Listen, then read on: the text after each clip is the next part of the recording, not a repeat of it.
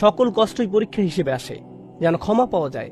আপনার যদি ঈমান থাকে, প্রত্যেকটি কঠিন কাজের পেছনে কি আছে? ইন্নামা আল উসরি ইউসরান। এটা আপনার কাজকে সহজ করে দেয়। যখন কারো কোনো সমস্যা থাকে আর সে জানে এটা সহজ হয়ে যাবে, সেটা জানে, তখন সে বিষয়টা সহজে নিতে পারে। যখন কেউ এর শেষ দেখে না, তখন সে এর প্রতি আগ্রহ হারিয়ে ফেলে।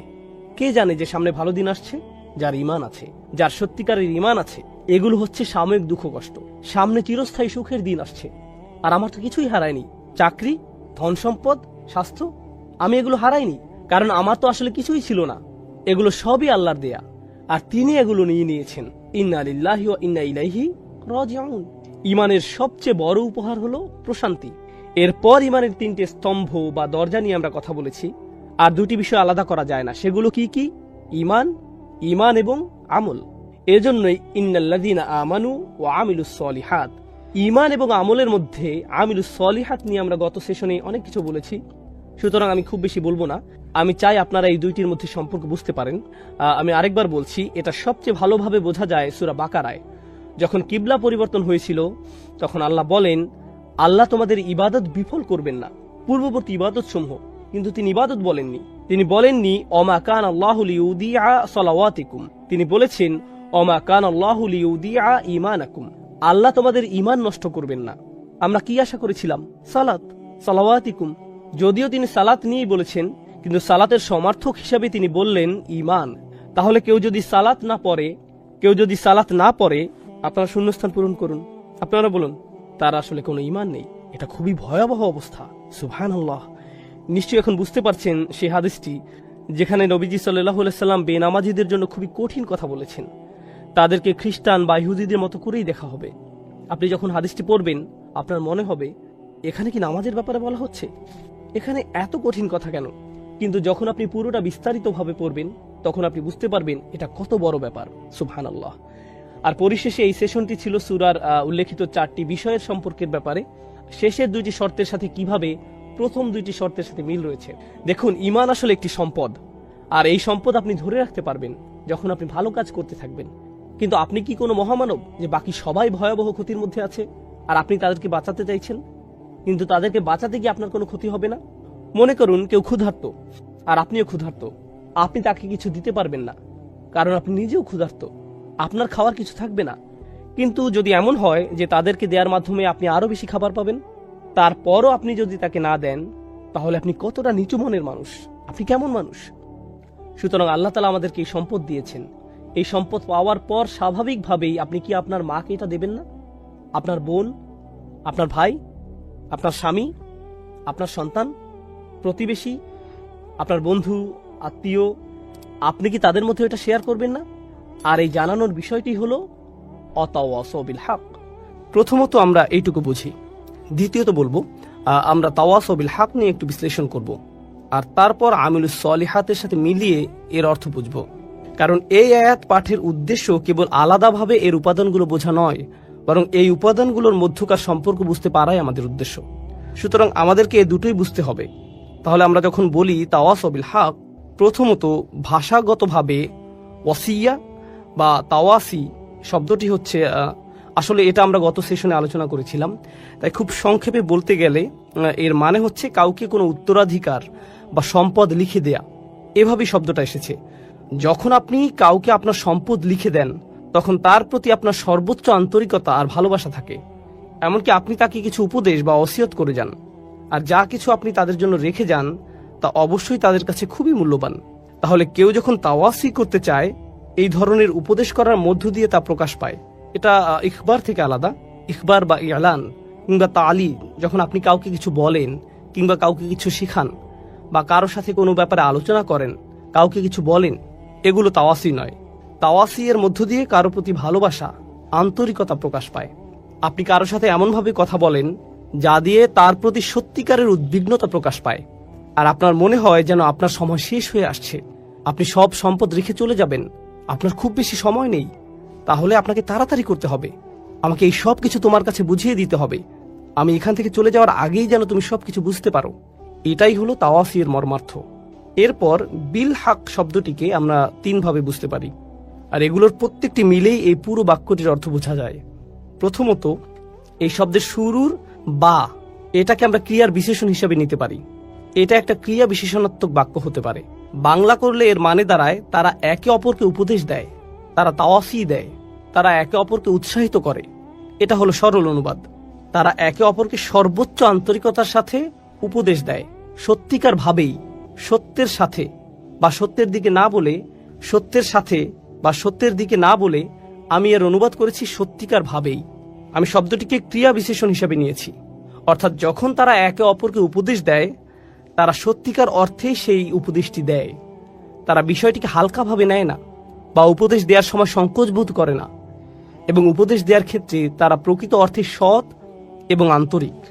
অনেক সময় এমন হয়, যখন আপনি কাউকে উপদেশ দিতে যান, তাকে সত্যিটা পুরোপুরিভাবে বলার আগে আপনি দুইবার ভাবেন, কারণ আপনি তখন ভাবেন কি জানি সেটা শুনে আবার কি ভাববে। আপনি সত্যিটা জানানোর প্রতি পুরোপুরি সৎ নন। কিন্তু এখানে আমরা দেখছি যে যেহেতু এটা ক্রিয়া বিশেষণাত্মক বাক্য, বিলহাক শব্দটি হালও হতে পারে। আমরা এখানে দেখতে পাচ্ছি যেভাবে আপনি এই উপদেশটি দিবেন তা হবে পুরোপুরি সত্যিকার ও আন্তরিক। এতে আন্তরিকতা থাকবে, এতে পুরোপুরি সততা থাকবে। এটা হলো প্রথম বিষয়। বাংলা ভাবার্থ করলে বিলহাকের আরও একটি অর্থ হতে পারে সত্যের সাথে। আর এখানে আমরা বেশ কয়েকজন সাহাবীর তাফসির দেখতে পাই যারা বলেছেন সত্য বলতে এখানে, যেমন কাতাদা বলেছেন সত্য বলতে এখানে কোরআন বোঝানো হয়েছে, বা সত্য বলতে এখানে তাওহীদ বোঝানো হয়েছে, বা ওয়াহি বোঝানো হয়েছে, কিংবা রাসূল সাল্লাল্লাহু আলাইহি সাল্লামের উত্তরাধিকারকে বোঝানো হয়েছে।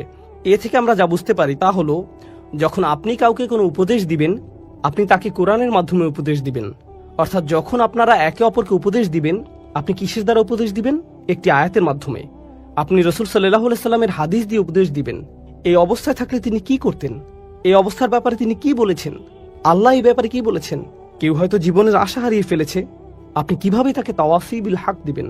আপনি বলবেন, ইয়া আখি ইয়া ইবাদিয়াল্লাযীনা আসরাফু আলা আনফুসিহিম লা তাকনাতু মির রাহমাতিল্লাহ।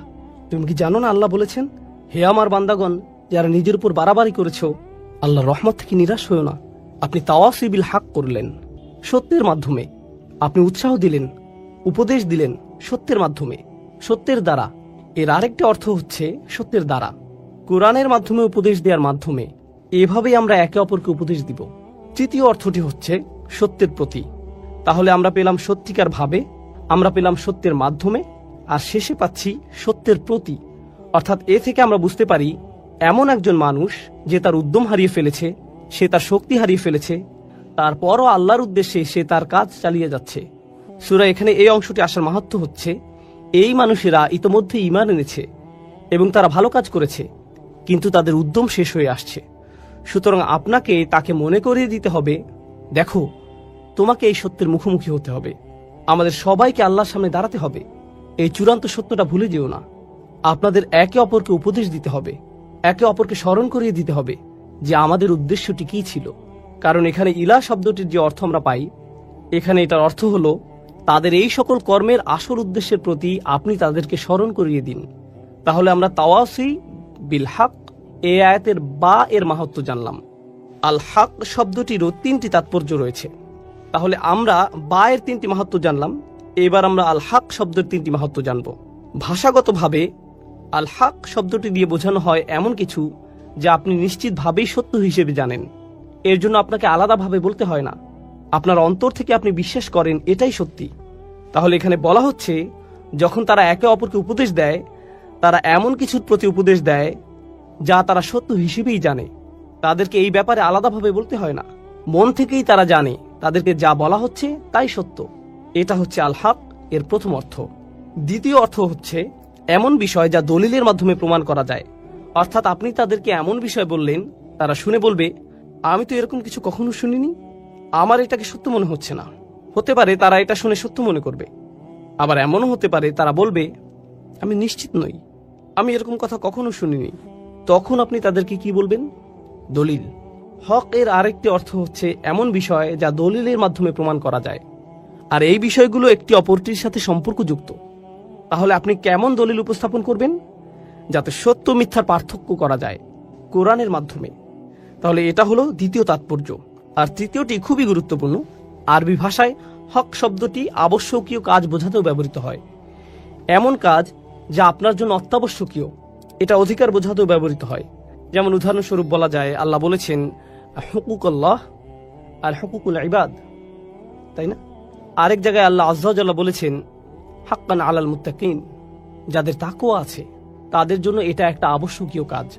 এর মানে হচ্ছে তোমরা একে অপরকে নিজেদের দায়িত্বের কথা স্মরণ করিয়ে দিবে, একে অপরকে মনে করিয়ে দিতে হবে, কারণ মানুষ প্রায়ই তাদের দায়িত্বের ব্যাপারে ভুলে যায়, তাদের কর্তব্যের ব্যাপারে উদাসীন হয়ে পড়ে।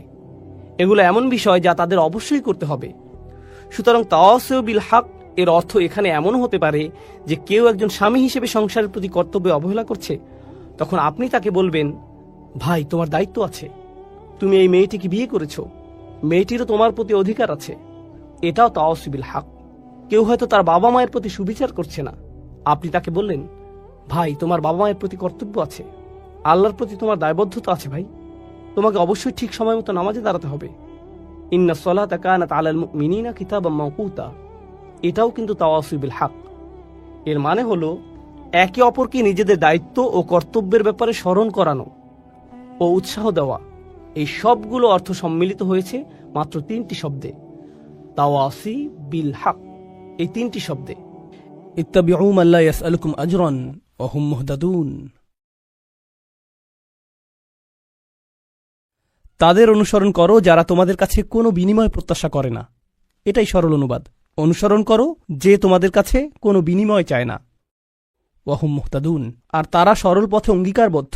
মুসলিমরা কোরআনের যে ধারণাগুলোকে ভুল বুঝেছে এটি তারই।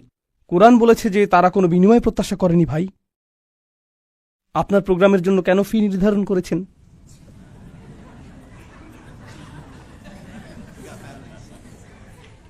না না, এটা জানার বিষয়। কোরআন আরো বলছে, ইয়াশতারুনা বিআয়াতিল্লাহি সামানান কলিলান, তারা আল্লাহর আয়াত বিক্রি করে সামান্য মূল্যের জন্য। নিজের জন্য আপনার লজ্জিত হওয়া উচিত। আল্লাহর আয়াত বিক্রি করা গোটা কোরআনের সবচেয়ে ভুল বোঝা ধারণাগুলোর একটি। বিষয়টা খুলে বলছি। রসুল সাল্লাল্লাহু আলাইহি সাল্লাম মুসাব ইবনে উমাইরকে মদিনায় প্রেরণ করেছিলেন। জানেন আপনারা, মুসাব ইবনে উমাইর ছিলেন অত্যন্ত প্রতিভাবান তরুণ, যাকে মদিনায় প্রেরণ করা হয়েছিল কোরআন শিক্ষা দেওয়ার জন্য। তিনি ছিলেন অত্যন্ত ধনী পরিবারের সন্তান, কিন্তু তার পরিবার তাকে ত্যায্য করেছিল।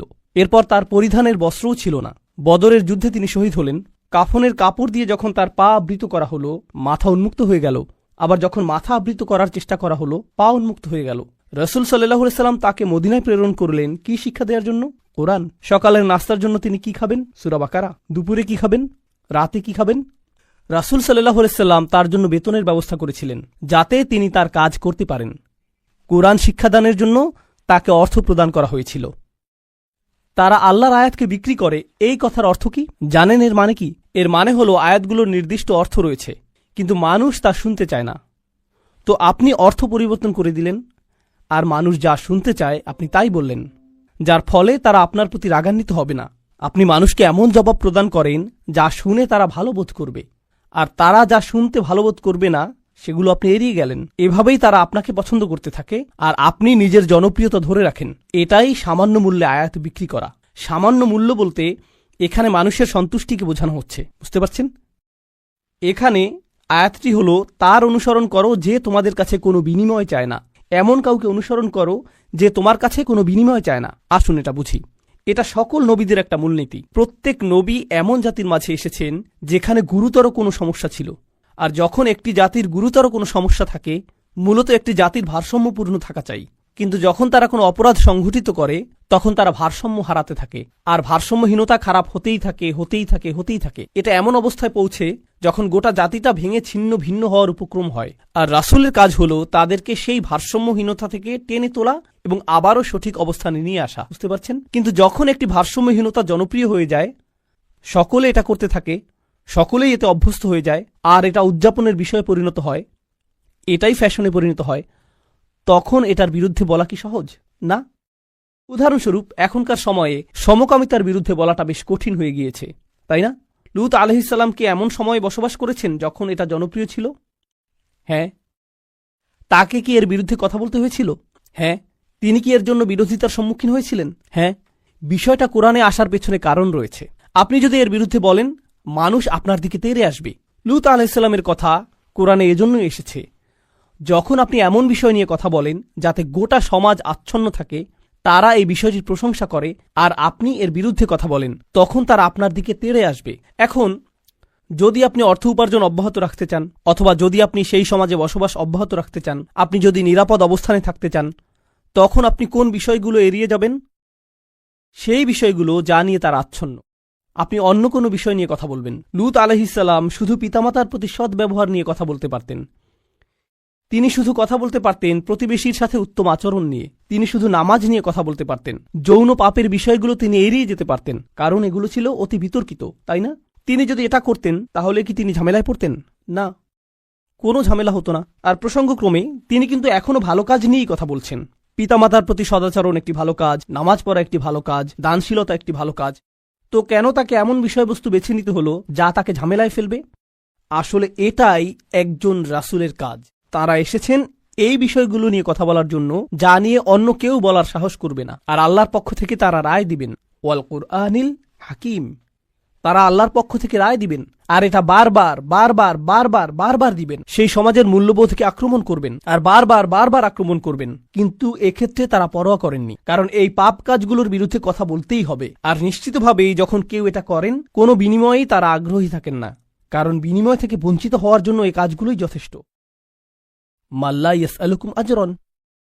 তাদেরকে অনুসরণ করো যাদের কোনো স্বার্থ নেই, কারণ এটা জনপ্রিয় হওয়ার পথ না, এটা ধ্বংসপ্রাপ্ত হওয়ার পথ। অহম মুহতাদুন। তারা তাদের ব্যক্তিগত জীবনে সুপথ প্রাপ্ত, সৎ পথের প্রতি অঙ্গীকারবদ্ধ। এখন বিষয়টি বুঝুন। সৎ পথের প্রতি অঙ্গীকারবদ্ধ। রাসূলগণ ছিলেন বক্তা, কিন্তু বক্তা আর কারা আছেন? আপনারা কি সমাজের অন্য বক্তাদের কথা বলতে পারেন? স্কলাররা। ইসলামী পরিবেশের বাইরের কথা বলছি। রাজনীতিবিদরা। রাজনীতিবিদরা হলেন বক্তা, তাই না? ঠিক আছে। তো রাসূলগণ আপনাকে রীতিনীতি নিয়ে বলেন, সমাজ পরিবর্তন নিয়ে বলেন, তাই না? রাজনীতিবিদরাও কি কখনো কখনো সমাজ পরিবর্তন নিয়ে কথা বলেন? অবশ্যই। কিন্তু যখন রাজনীতিবিদরা সমাজ পরিবর্তনের কথা বলে, আমরা দেশের উন্নতি করতে চাই, আমরা জাতির উন্নতি করতে চাই, আমরা এটাকে শক্তিশালী করতে চাই, ইত্যাদি ইত্যাদি ইত্যাদি, তারপর আপনি যখন তাদের ব্যক্তিগত জীবন পর্যবেক্ষণ করেন, আপনি কি পান? আপনি পান দুর্নীতি। তো তাদের কথাগুলো অনেক উঁচু মানের, কিন্তু তাদের চরিত্র অনেক নিচু।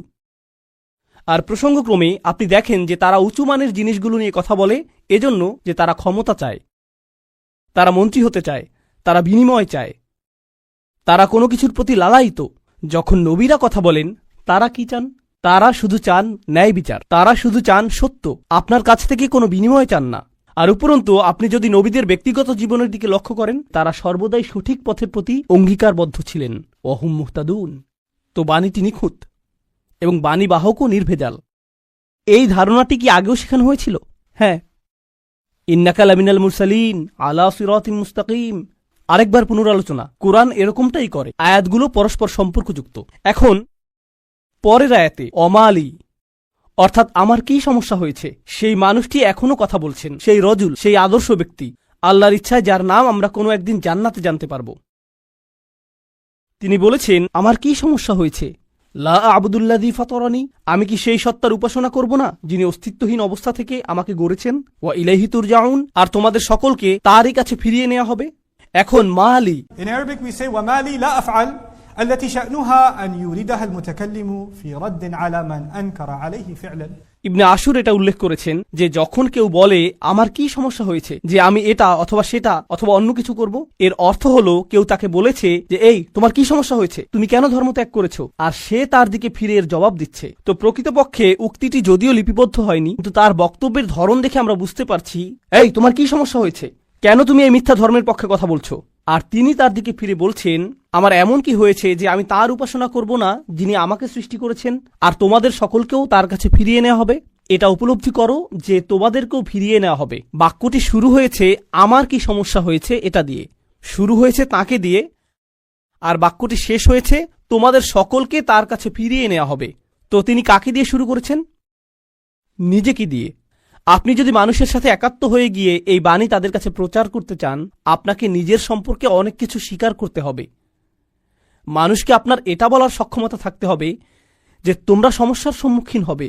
আমি যদি কাউকে পরামর্শ দিই ভ্রমণ সম্পর্কে, আপনি এই এয়ারলাইন্সে না গিয়ে অমুক এয়ারলাইন্সে যান, আমি যদি এমনটা বলে শুরু করি যে ভাই আমি এই এয়ারলাইন্সে গিয়েছিলাম, তারা এত বেশি দেরি করেছিল, তারা আমার লাগেজ হারিয়ে ফেলেছিল, অমুক এয়ারলাইন্সে যান, এটা কি পরামর্শটিকে বেশি আবেদনময় করে তুলছে? কারণ আপনি নিজের কথা প্রথমে বলেছেন, আর যেহেতু আপনি কোনো একটি অভিজ্ঞতার শিকার হয়েছেন, এখন আপনি ঐকান্তিকভাবে তার কল্যাণের জন্য তার কাছে আসছেন। কিন্তু যদি আপনি তার কাছে গিয়ে বলেন, হে তুমি এই এয়ারলাইন্সে যাচ্ছ, তুমি একটা স্টুপিড, এটা কি এমন ব্যবহার যার ফলে মানুষ রাজি হবে? না, বরং এটা অপমানজনক। তিনি নিজের সম্পর্কে বলছেন, কারণ তিনি চান না যে তারা তাকে ঘৃণা করুক। তিনি ঘৃণার উদ্রেককারী কোনো কথা বলতে চান না, তিনি একপাশে কোনো কথা বলতে চান না, তিনি শুধু তার নিজের সম্পর্কে কথা বলতে চান। দেখো আমার দিক থেকে এটা হবে বড় ধরনের অপরাধ, দেখো আমার দিক থেকে এটা হবে বড় ধরনের অপরাধ যদি আমি তাকে উপেক্ষা করি যিনি আমাকে সৃষ্টি করেছেন। তোমরা সকলেও তার কাছে ফিরে যাচ্ছ। এটা কথা বলার খুবই ভালোবাসাপূর্ণ উপায়, যেটা তিনি ইতিমধ্যে শুরু করেছেন ইয়া কওমি বলার মাধ্যমে। এজন্যই তিনি তার জাতির প্রতি ভালোবাসার টানে ছুটে এসেছিলেন। তো তিনি বললেন, ওমা লিয়ালা আবুদুল্লাযী ফাতারানি ওয়া ইলাইহি তুরজাউন আত্তাখিযু মিন দুনিহি আলিহা, আমার কি তাকে ছাড়া অন্য কাউকে উপাস্য মানা উচিত?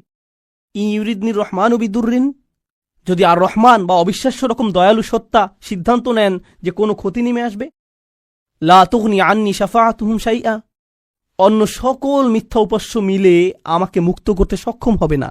তাদের সকলের মিনতি, তাদের সকলের মধ্যস্থতা, তাদের এই অনুরোধ যে হে আল্লাহ তাকে ছেড়ে দিন, সে আমার উপাসনা করত, এগুলোর কোনোটাই কাজে আসবে না। লা ইউনকিযুন, তারা আমাকে রক্ষা করতে পারবে না। যদি আল্লাহ আমার প্রতি অসন্তুষ্ট হন, এই সব প্রতিমা আমাকে পরিত্রাণ দিতে পারবে না, এই সব পৌরাণিক উপাস্যগুলো আমাকে রক্ষা করতে পারবে না। কেন আমি অন্য কারো কাছে যাব?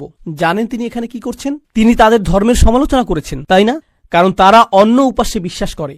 কিন্তু এভাবে না বলে যে তোমাদের কি সমস্যা, কেন তোমরা এই সকল উপাস্যে বিশ্বাস করছো, তারা তোমাদের রক্ষা করতে পারবে না, এর পরিবর্তে তিনি বললেন, কিভাবে আমি এই সকল উপাস্যে বিশ্বাস করতে পারি? তারা আমাকে সাহায্য করতে পারবে না। কাকে? আমাকে। আমি শুধু আমার নিজেকে নিয়ে চিন্তিত। আত্তাখিযু মিন দুনিহি আলিহা ইন ইউরিদনির রহমান, যদি আর রহমান আমার উপর কোনো ক্ষতি নামানোর সিদ্ধান্ত নেন। প্রথমত তিনি আমি সর্বনামটি ব্যবহার করেছেন, কারণ এখন তিনি তাদের মূর্তিগুলো নিয়ে কথা বলবেন। আপনি অন্য মানুষের ধর্ম নিয়ে কথা বলতে পারেন যতক্ষণ এটা আপনার সাথে প্রাসঙ্গিক হয়। কেন এটা আপনার কাছে যুক্তিসঙ্গত মনে হয় না? তাদের সম্পর্কে না, বরং আপনার সম্পর্কে। এই জিনিসটা আমার কাছে যুক্তিসঙ্গত মনে হয় না, এই জিনিসটা আমার সাথে যায় না, এটা আমি আমার নিজের জন্য সঙ্গতিপূর্ণ মনে করি না।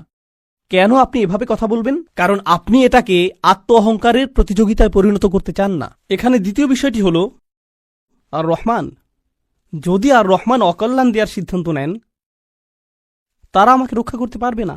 দাঁড়ান, আর রহমান শব্দটির অর্থ কি? যিনি অকল্যাণ দেন। এর অর্থ কি? আর রহমান অর্থ যিনি দয়ালু, যিনি যত্ন করেন, যিনি ভালোবাসা প্রদর্শন করেন। তো কেন তিনি বলছেন যে আর রহমান যদি কোনো অকল্যাণ করতে চান? আর রহমান শব্দটি এবং ক্ষতি শব্দটি একে অপরের সাথে যায় না, তাই না? তারা একসাথে যায় না। জানেন তিনি তাদেরকে কি বলেছেন? তোমরা আর রহমানকে নিয়ে এর আগে উপহাস করেছ। তোমরা বলেছ মা আনজালার রহমান মিন শাই, আর রহমান কোনো কিছু প্রেরণ করেননি। তারা ইতিমধ্যেই এই নামটি ব্যবহার করেছে। তার নাম অবিশ্বাস্য রকম ক্ষমাশীল এবং অত্যাধিক ক্ষমাশীল, কিন্তু এর অর্থ এই নয় যে তার অকল্যাণ সাধন করার ক্ষমতা নেই। আপনি তার নাম থেকে সুযোগ নিতে পারবেন না, আর ভাবতে পারবেন না যে কোনো কিছুই হবে না। আরে ভাই, আল্লাহ মহান, কোনো সমস্যা হবে না। কিছু মানুষ আল্লাহর সাথে আপোষ মীমাংসা করতে চায়। আমি আল্লাহর জন্য এত কিছু করি, আমি যদি সামান্য কয়েকটি বিষয় কখনোই না করি, এতে কোনোই সমস্যা নেই। আল্লাহর এটা বোঝা উচিত। আসলেই তার বোঝা উচিত। এমনভাবে কথা বলছেন যে তিনি এটা বুঝেন না। আপনি কি আল্লাহ সম্পর্কে এভাবে কথা বলার অবস্থানে রয়েছেন? হ্যাঁ, কারণ তিনি আর রহমান। ওকে, তাহলে দেখা যাবে এজন্যই আপনি কোরআনের সবচেয়ে কঠোর আয়াতগুলোর মধ্যে আর রহমান শব্দটি পাবেন, যাতে আপনি এই বিষয়টি বুঝে নিতে পারেন যে অবিশ্বাস্য রকম ক্ষমাশীল হওয়ার গুণটি তাকে ন্যায় বিচার থেকে বিরত রাখবে না এবং তার কর্তৃত্বকেও খর্ব করে না। আর প্রসঙ্গক্রমে এই আয়াতে তিনি আসলেই আর রহমান। কেন জানেন? কারণ আল্লাহর একজন বান্দা, প্রত্যেক মানুষই আল্লাহর বান্দা, সে স্বীকার করুক আর নাই করুক। যখন আল্লাহর একজন বান্দা পাপের উৎসে পরিণত হয়, তখন সে হয় এই পৃথিবীতে ক্যান্সারের মতো, যে পাপ কাজ ছড়াতে থাকে। আর তখন আল্লাহ অন্য সকল সৃষ্টির প্রতি রহমা প্রদর্শন করেন তাকে সরিয়ে ফেলার মাধ্যমে। এটাও আর রহমান নামের অন্তর্ভুক্ত। কখনো তার দয়া প্রদর্শিত হয় অন্য সকল সৃষ্টির প্রতি, যখন তিনি তাদেরকে রক্ষা করেন আপনার কাছ থেকে। ইন ইউরিদনির রহমান বিদুররিন লা তুগনি আন্নি শাফাআতুহুম শাইআ। সুবহানাল্লাহ। এখন আমরা তার বক্তব্যের প্রায় শেষে রয়েছি। ইন্নী ইযাল্লা ফী যালালিম মুবিন। যদি এমনটাই হয়, যদি আমি আল্লাহ ছাড়া অন্য কারো উপাসনা করি, যদি আমি অন্য উপাস্য গ্রহণ করি, তাহলে আমি সুস্পষ্ট বিভ্রান্তিতে পড়ে যাব, আমি সম্পূর্ণরূপে বিভ্রান্ত হয়ে যাব। তিনি বিভ্রান্ত নন, তিনি বলছেন তোমরা সবাই বিভ্রান্ত, কিন্তু তিনি তাদেরকে আঘাত করতে চাইছেন না। তাই তিনি বলছেন আমি অত্যন্ত বিভ্রান্তিতে পড়ে যাব যদি আমি এমনটা করি। ইন্নী আমানতু বিরব্বিকুম, আমি ঈমান এনেছি তোমাদের প্রভুর প্রতি, তোমাদের প্রতিপালকের প্রতি। তিনি বলেননি যে আমি ঈমান এনেছি আমার প্রভুর প্রতি, আমার প্রভুর প্রতি। তিনি বলেছেন আমি ঈমান এনেছি তোমাদের প্রভুর প্রতি। তিনি আমি থেকে তুমিতে পরিবর্তন করলেন। আমি আপনাদেরকে একটা সমীকরণ দিচ্ছি, আমি যোগ তুমি সমান সমান আমরা। আমি যোগ তুমি সমান কি? আমরা। তো তিনি শুরু করেছেন আমি দিয়ে, তিনি যাচ্ছেন তুমিতে, কারণ তিনি এর দ্বারা কি বোঝাচ্ছেন? আমরা পৃথক নই।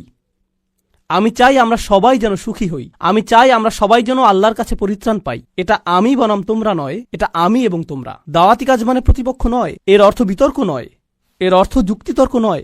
আমরা এটাকে এগুলোতে পরিণত করেছি। আমি একটি দাওয়াতি প্রোগ্রাম করতে চাই যেখানে আমি খ্রিস্টানদের সাথে বিতর্ক করব। আপনার কোথাও ভুল হচ্ছে, এটা এভাবে কাজ করে না। এর জন্য একটা নির্ধারিত অবস্থান রয়েছে, তবে এটাকে দাওয়াতি কাজ বলে না, এটাকে বলে জিদাল। এর জন্য কোরআনের ভিন্ন শব্দ রয়েছে, আর সেটা হলো সর্বশেষ পন্থা। আমরা শুরুতেই এটা করব না, কখনোই করব না। তো এখন তিনি বলছেন ইন্নী আমানতু বিরব্বিকুম, আমি তোমাদের সকলের প্রভুর প্রতি ঈমান এনেছি, তোমাদের সকলের প্রভুর প্রতি ঈমান এনেছি। ফাসমাউন, আমার কথা শোনো, আমার কথা শোনো। তিনজন রাসূল কথা বলেছেন, আর তিনি বলছেন আমার কথা শোনো, আমি যা বলছি তা শুধু শোনো। কখনো কখনো আমি শিক্ষক হিসাবে এই বিষয়টা খেয়াল করি। আমি আরবি শেখাই অথবা চেষ্টা করি। ধরুন ছাত্ররা সামনে বসে শিখছে, আর তখন একজন সহকারী আসলো, শিক্ষকের সহকারী একজন আসলো, আর ছাত্রদের কাঁধে হাত রেখে বলল মনোযোগ দিয়ে পড়ো। আমি কিন্তু মনোযোগ দিতে বলিনি। একজন সহকারী এসে বলল মনোযোগ দিয়ে পড়ো। এর কি কোনো প্রভাব রয়েছে? হ্যাঁ। এর কি ভিন্ন ধরনের প্রভাব রয়েছে? হ্যাঁ। যখন আরেকজন ছাত্র আপনার কাছে এসে বলে ভাই পড়াশোনা করো, শিক্ষক বলেন যে পরীক্ষার জন্য পড়াশোনা করো। হ্যাঁ, অবশ্যই আমি পরীক্ষার জন্য পড়াশোনা করব। তারপর আপনি রাত 8টার সময় বাস্কেটবল খেলা দেখছেন, আর আপনার বন্ধু এসে বলল আরে ভাই চলো পড়াশোনা করি। এটার কি ভিন্ন প্রভাব থাকবে? অবশ্যই থাকবে। এই সাহাবী এটা বুঝতে পেরেছিলেন, রাসূলদের এই সঙ্গীটি তা বুঝতে পেরেছিলেন। তার কাছে রয়েছে স্বতন্ত্র স্থান, সূর্যের আছে নিজস্ব স্থান, চাঁদেরও রয়েছে নিজস্ব স্থান। এটা প্রতিযোগিতা নয়। আমার কথা শুনো, এটা এতটাই ভালোবাসাপূর্ণ চমৎকার বক্তব্য। আর আমি এখানে বলতে চাই যে তার বক্তব্যটি এখানে 3 জন রাসূলের থেকেও বেশি কাজ করেছিল। এই আয়াতগুলোতে তার বক্তব্যের বেশি প্রভাব রয়েছে 3 জন রাসূলের তুলনায়। এটা কেন? এটা আমাদেরকে শিখানোর জন্য যে আল্লাহ যাকে চান তাকেই বিজয় প্রদান করেন, আল্লাহ তাকেই কবুল করবেন যার প্রতি তিনি রাজি হবেন। পার্থিব ফলাফল এবং পার্থিব পরিণাম আল্লাহর কাছে অর্থবহ নয়, বরং প্রচেষ্টাই আল্লাহর কাছে অর্থবহ। পার্থিব ফলাফল হল যখন আল্লাহ সিদ্ধান্ত নেবেন তখন তিনি দুয়ার খুলে দিবেন, এটাই হবে। পরের আয়াতটি বলছে কিলাদখুলিল জান্নাহ। বক্তব্যের অংশটি প্রায় শেষ। কিলাদখুলিল জান্নাহ, জান্নাতে প্রবেশ করো। দাঁড়ান, তিনি তো তার লোকদের সাথে কথা বলছিলেন, এখন বলা হচ্ছে জান্নাতে প্রবেশ করো।